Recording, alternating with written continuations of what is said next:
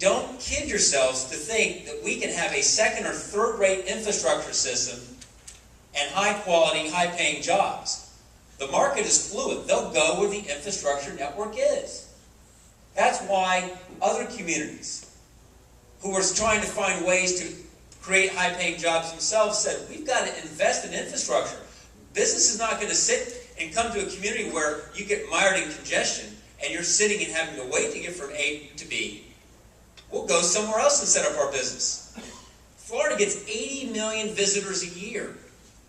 You know what it says when you go online and it says how to get out of the airport? Find a taxi. Because it says about our bus service, and this is only official web service, it talks about coming to Florida and coming to Tampa.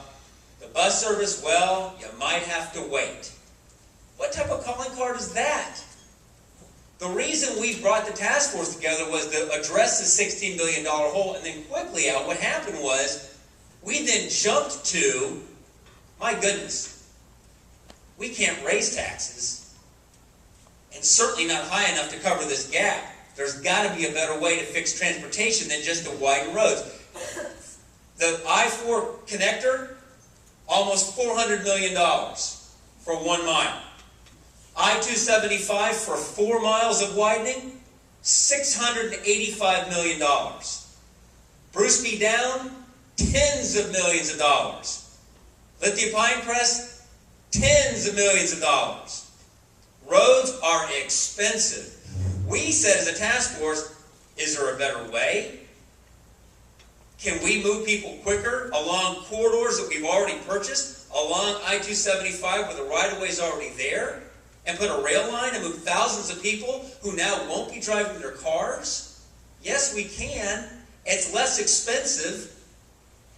Let's start examining that. That's what led the mayors of Charlotte, Salt Lake, and Dallas, and Houston, and Austin to consider doing what we're. And that's the funny thing. They're doing it, we're debating it. I was in Salt Lake. They're expanding their system now by a factor of 10. The most conservative community, Salt Lake City, who fought it and fought it and fought it. Now they're expanding it by a factor of 10 while we're debating. And my message is, if we don't do this, and I try to be a problem solver. We are where we are. We're sitting here looking at this problem. If we don't move forward, our public works will tell you, there's no money.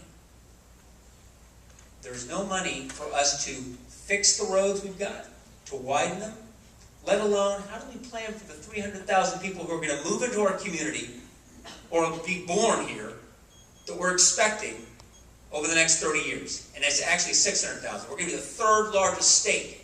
Do we have a plan for 30 years out? We don't even have a plan for now. What's our plan for the future? Sun City was built by men and women who always thought about the future. When Eisenhower said interstate highway system, it was a 40-year project. Nobody said, who was building it, well, darn, I'm not going to get to use this. No one thought that way. We thought about the future. I'm not running on this issue because I think, wow, it's going to be great for my political career. Let's be honest. I know that. And I know that Al's got a lot of good points. I know that too. And I would love to be on the other side just saying, no, don't trust government, because distrust of government is at an all-time high. I know that. I'm not stupid. I went to Florida State.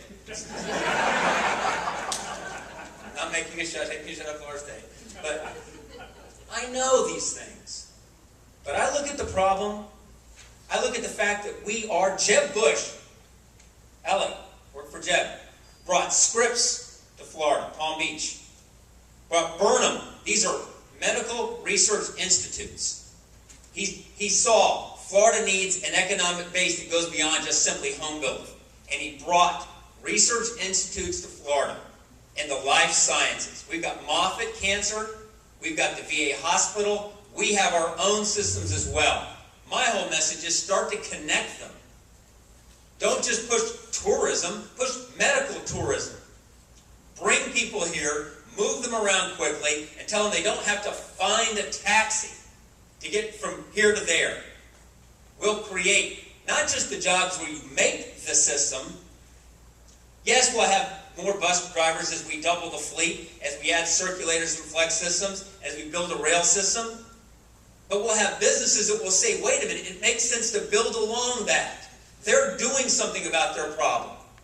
I want to set up there. I think that it's worth the investment. And that's why I'm making this case.